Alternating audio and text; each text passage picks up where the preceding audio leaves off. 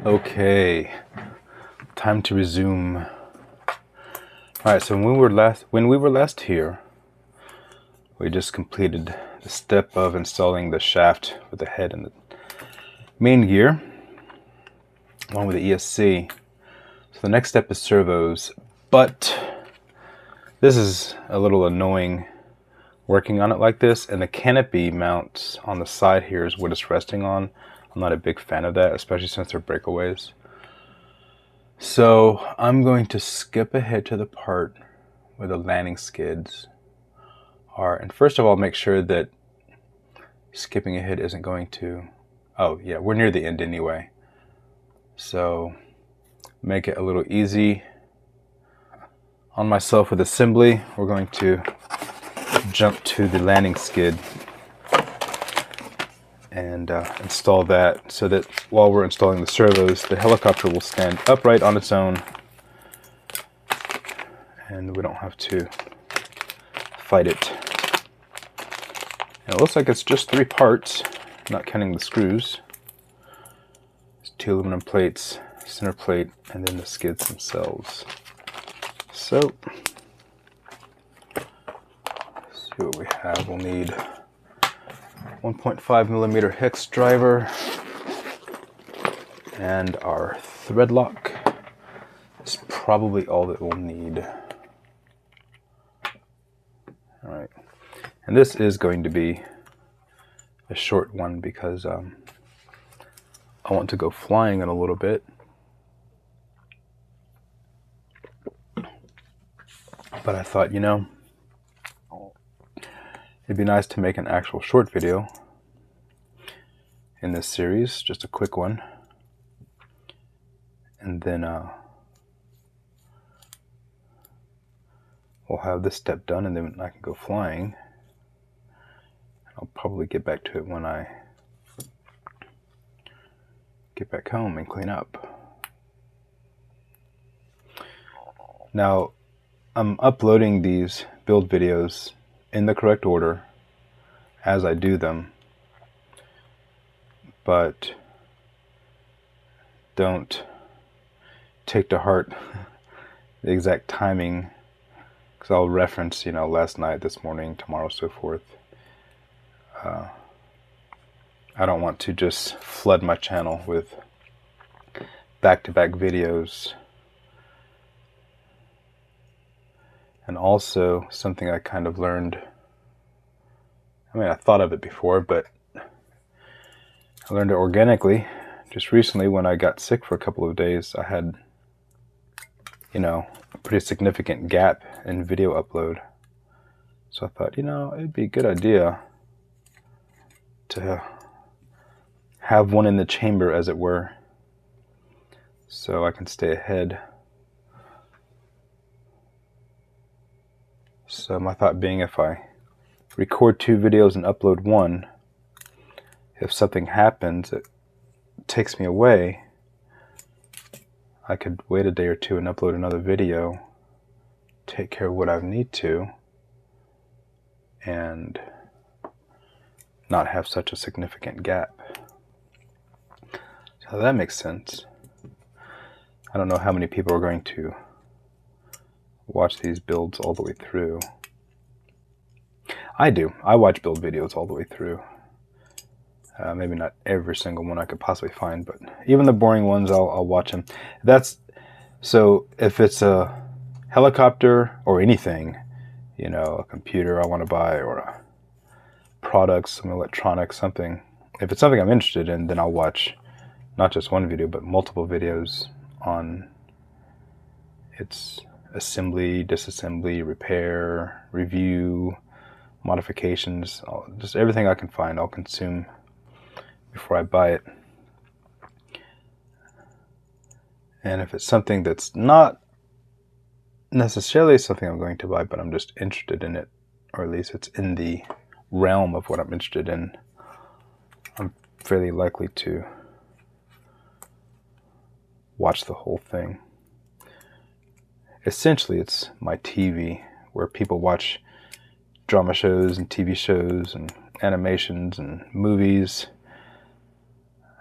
in my later years, I find I don't really watch entertainment as much.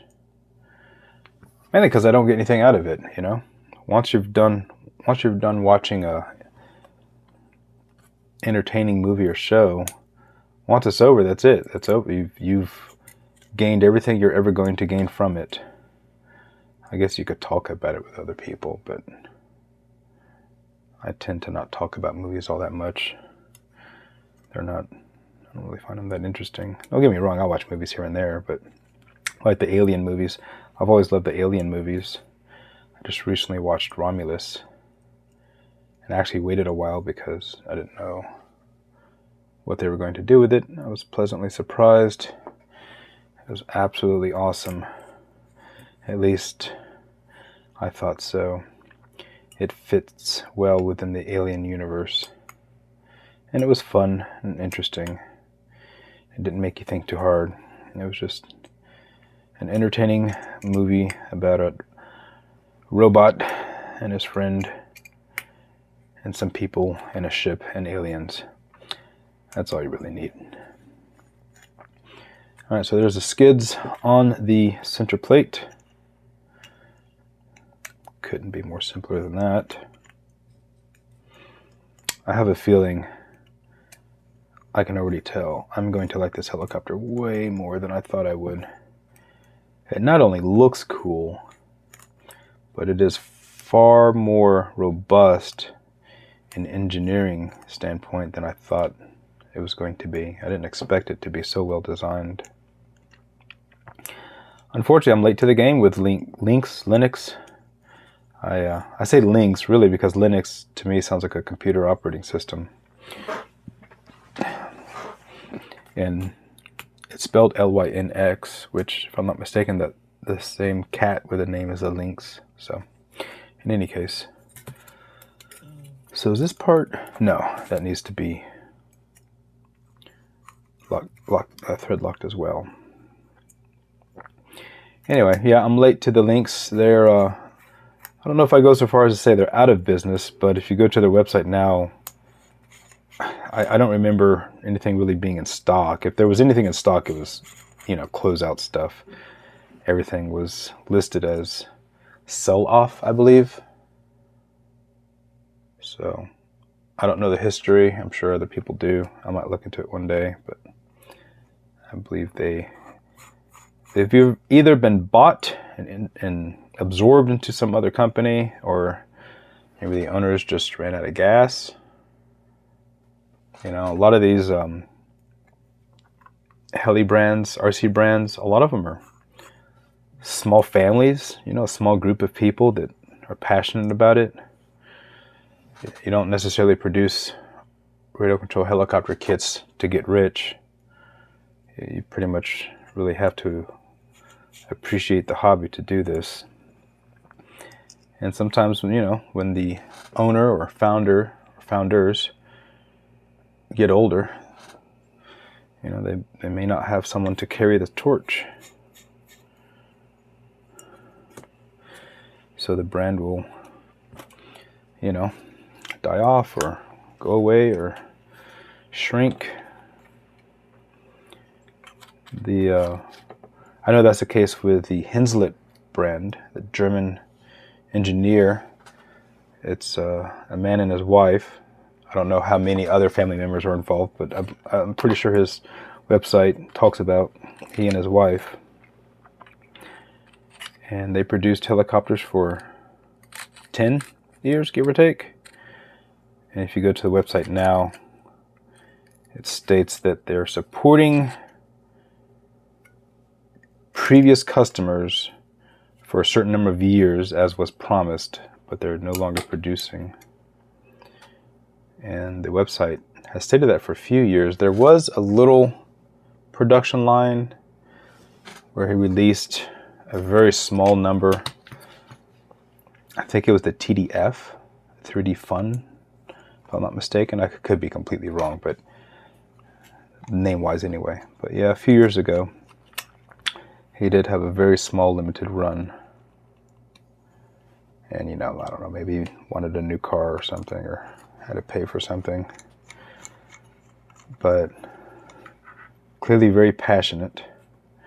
Most likely just a retired engineer that was knowledgeable, had a passion for the hobby, and decided to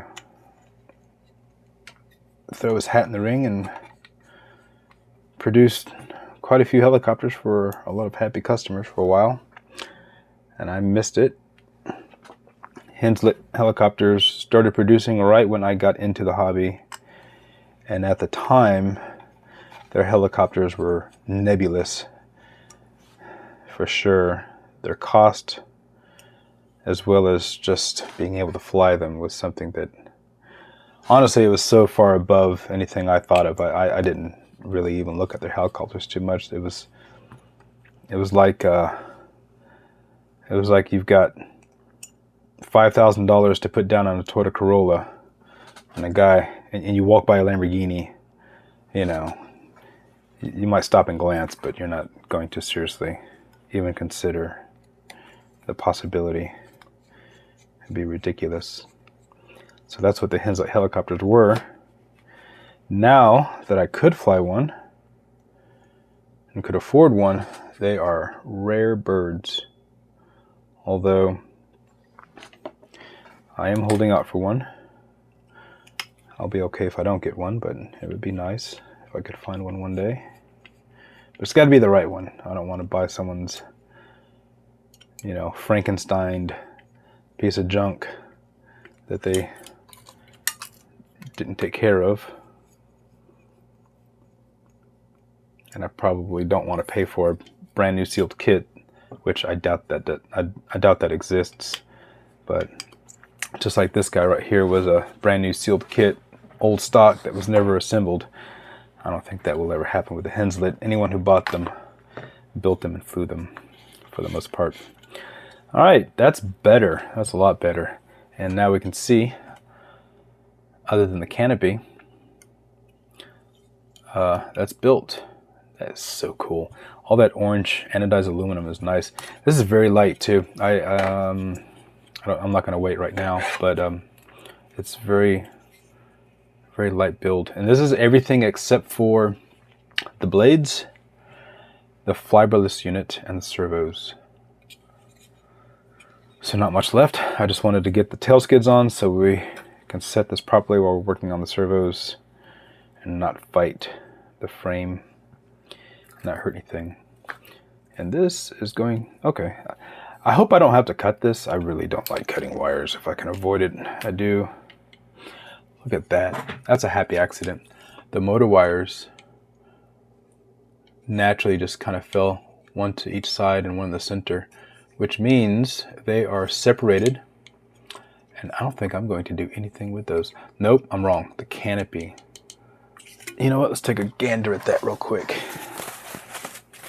Now that I'm thinking about it, I don't believe that there are any additional canopy supports. Let's just tuck the wires away here if we can. Let's see if we can't get this done up in such a way that we can see how the canopy will install.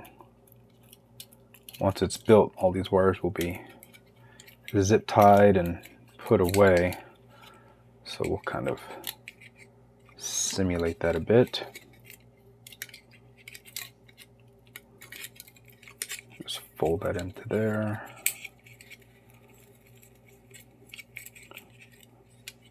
And then the servo wire will tuck that in there. So now we have everything compact. Yep, so how does that go? What I'm wondering is, does a canopy clip above this? Nope, I don't think so. I think it just goes right over everything. And then these are the only two attachment points. These little rubber grommets over these aluminum posts. I'll probably put a little silicone oil on there, just so, I say silicone oil, so they'll go on and off a bit easier.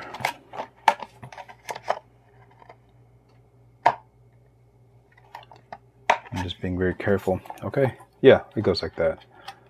Yeah, so I can just leave those wires like that.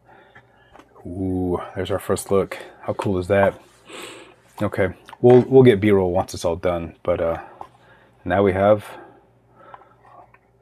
a pretty good idea of what we've got here. That's gorgeous.